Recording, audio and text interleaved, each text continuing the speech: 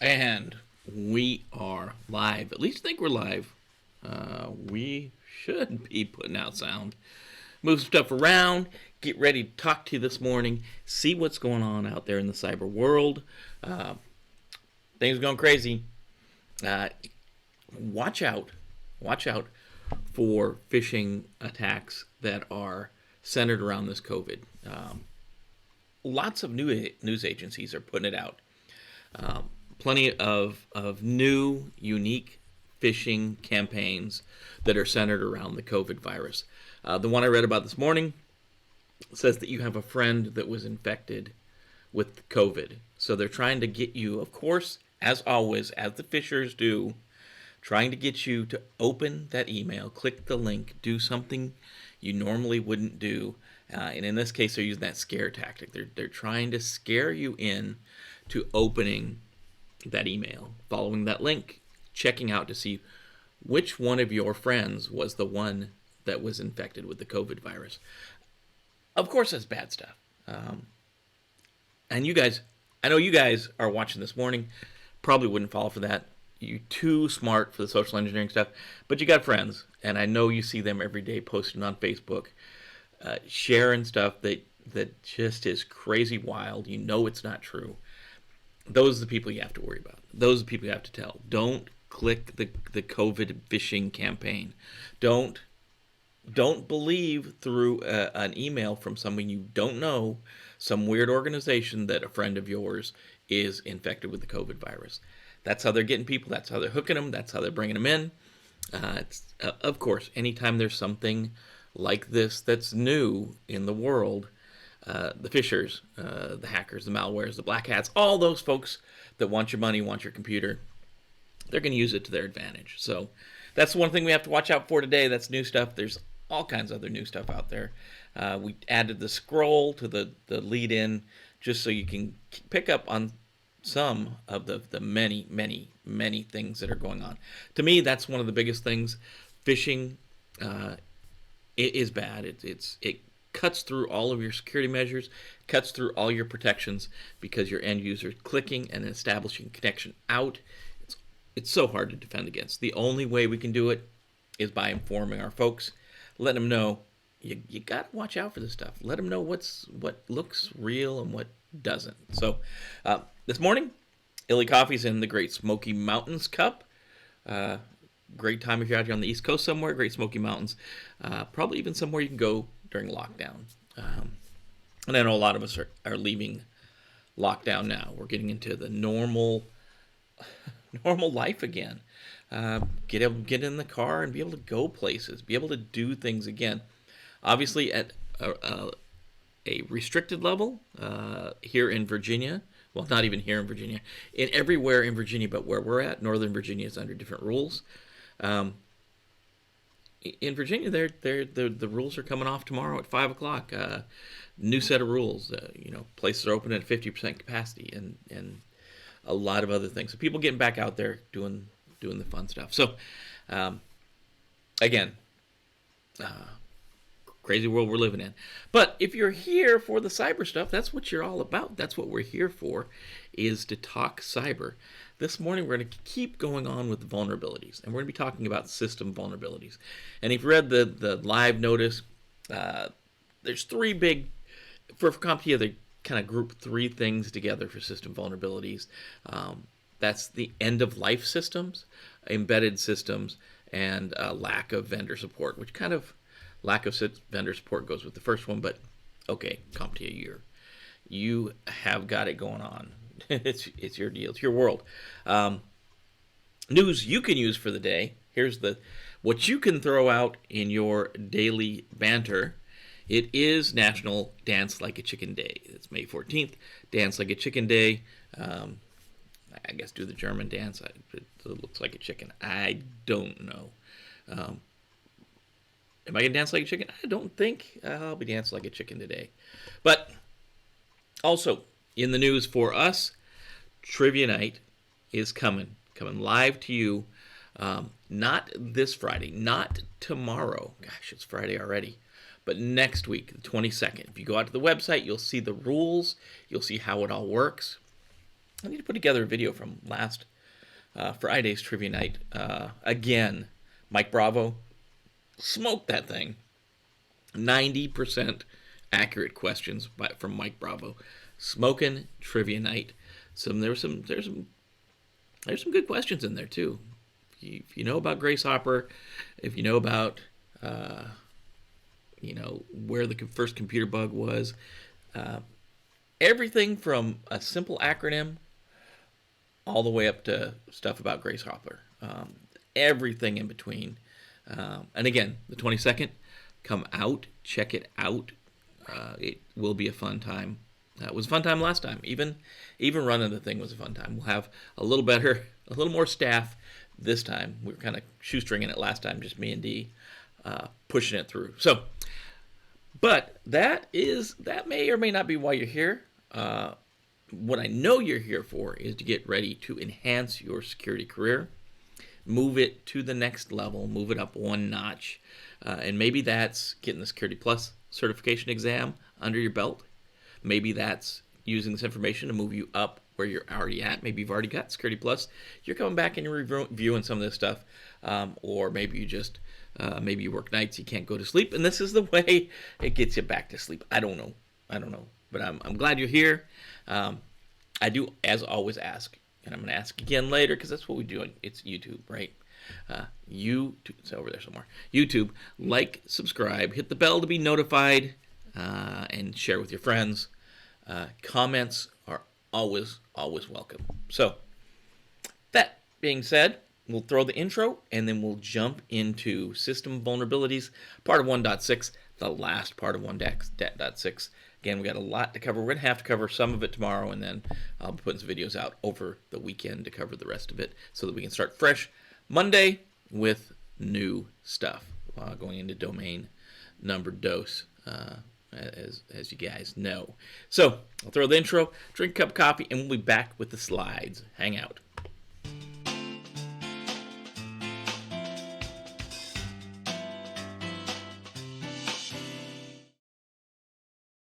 All right, we are back. It's weird. Muted the sound on this side. So, weird. Welcome to Cyber-Recon. Today we're talking more about threats and vulnerabilities, talking about system vulnerabilities, part of your security career, part of getting you ready for the Security Plus certification exam. Let's jump into the slides and see what the heck is going on here with this. All right.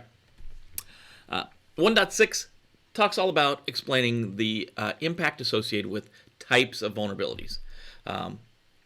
This slide deck, we're going to talk about system vulnerabilities, and these are the three things that CompTIA locks together in this grouping: end of life, embedded systems, and lack of vendor support. There's three things you need to know to be ready for the Security Plus certification exam. So without further ado, let's jump into end of life system.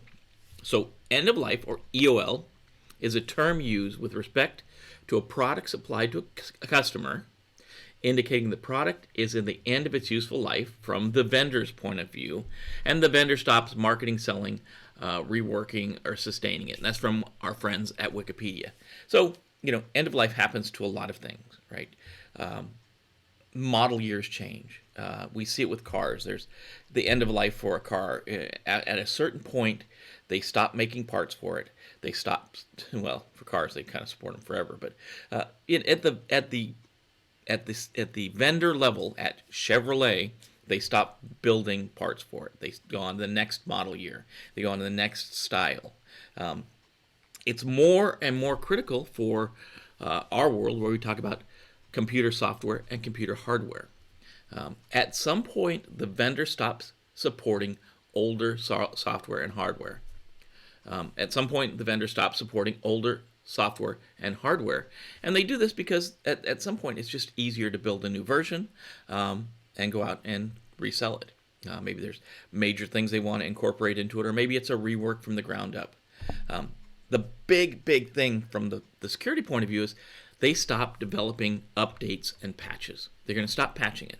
And that's not just feature improvements. That's vulnerability patches. That's security flaws. This could be big things that allow, remote access to your system, that allow full admin access to your system. You really have to watch out for end-of-life systems, because when they hit end of life and the vendor stops supporting them, normally you can't get those patches anymore. Normally, if there's a security flaw that comes out that's discovered in that version of hardware or software, you can't fix it. It's just beyond fixing. And this happens all the time. People keep this stuff around because they don't plan for replacing it. It works fine, right? But it doesn't always work fine. A lot of times there's bugs and holes in it they just don't know about because the vendor's not publicizing them anymore. So a lot of vendors will offer extended support that can be purchased for an additional amount of money after end of life. So a couple years after end of life, Microsoft, most of the OS vendors are good at this because they can get more money. So they offer extended support, and extended support normally only covers security patches that cover security vulnerabilities. It doesn't add any new features, doesn't add any new usability, doesn't fix any end user complaints. It just normally fixes the security stuff. These items in your environment are often noted as legacy. People talk about legacy.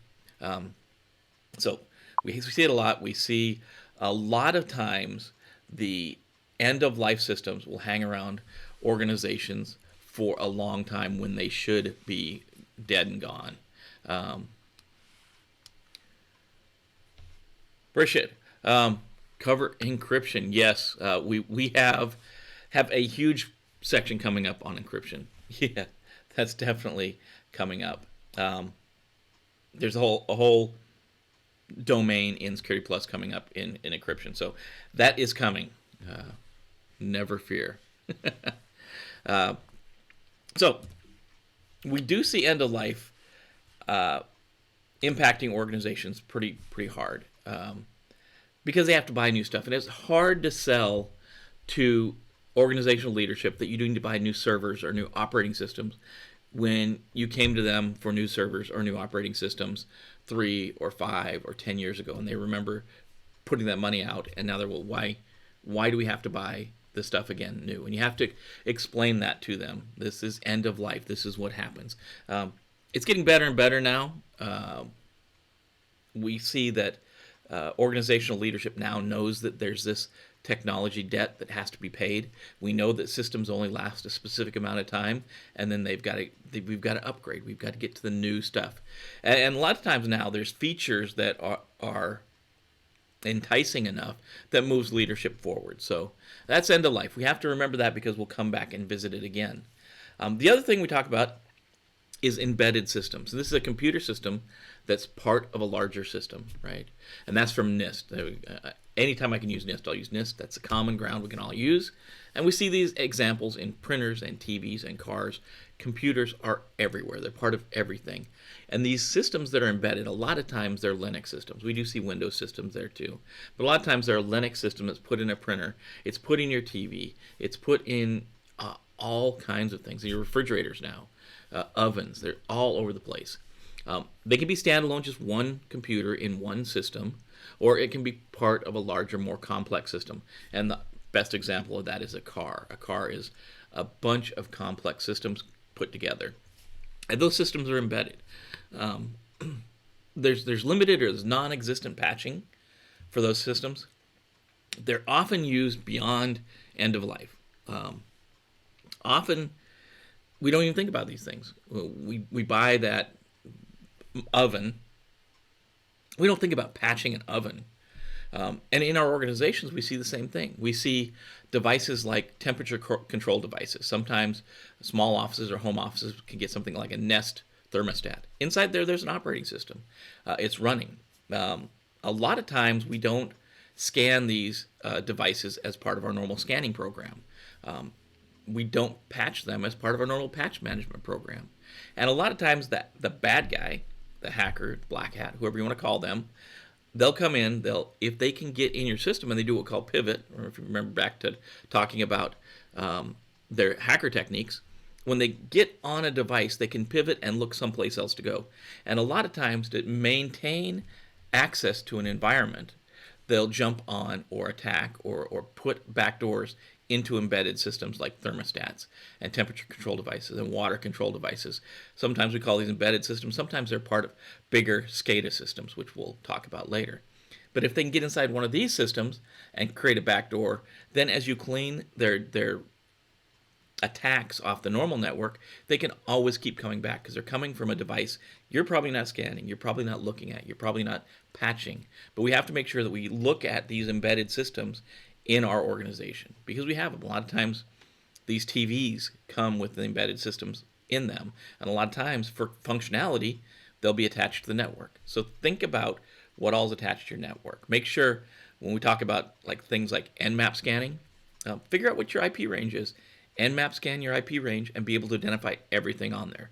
And that's a daunting task sometimes, but we have to know where these embedded systems are, and we have to make sure we're taking care of them. The last thing we're talking about is a lack of vendor support. And obviously we hit end of life. That's going to be a time when we have a lack of vendor support. That vendor support's going to go away. Maybe we can buy it for a little bit longer. Maybe we can't. Maybe it's just gone. This is just end of the time, the vendor, end of life health. We still, I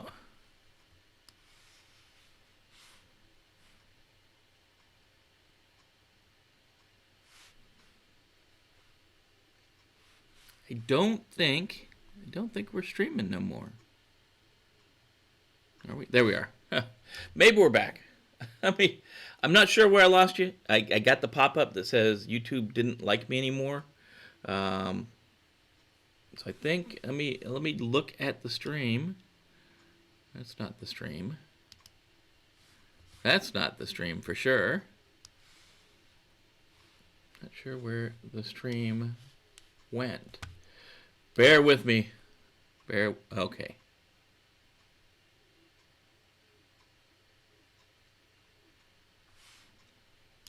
Okay. Got all kinds of weirdness going on. Let's get this back to where we were. I think, hopefully we're still live. But Jimmy's going to have a mess to clean up this morning. Okay. Let's go back. Let's start at the top of lack of vendor support. Lack of vendor support is when, for one reason or another, the vendor is no longer providing full or partial support to your hardware or your software. It means the maker of the product no longer offers support. It could be end of life, so the product's at end of life, and they've just planned that they will no longer offer support, or they'll offer limited support, like that extended support for a cost. Maybe the vendor that implemented the system is no longer available. Maybe it was a third-party vendor you brought in. Maybe it was a consultant or a contract firm that came in to build a system, and they're no longer available. Maybe they're not on contract with you anymore. You're not paying them anymore, so of course they're not going to support it. Maybe it's that they went out of business. Maybe the contractor or the consultant group went out of business, or the person or group that made the system, hardware or software, is no longer in business. Maybe the vendor was acquired by another vendor.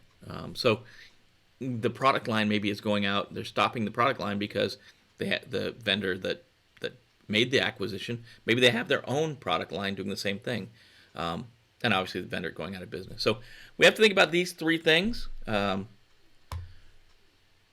the three that go around system vulnerabilities in CompTIA's view of the world: end of life, embedded system, and lack of vendor support. So if you know that, you'll know what you need to know for this chunk of it.